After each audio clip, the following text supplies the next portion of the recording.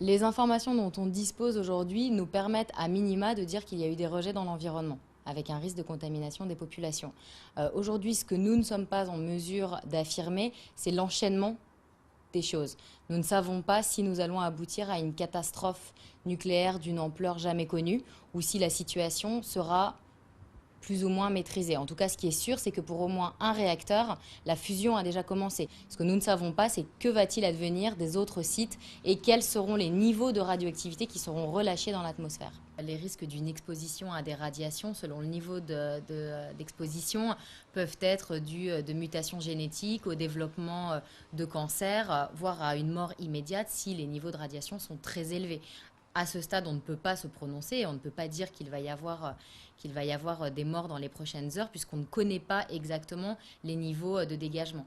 Mais on sait qu'il y aura des impacts sur la santé à plus ou moins long terme.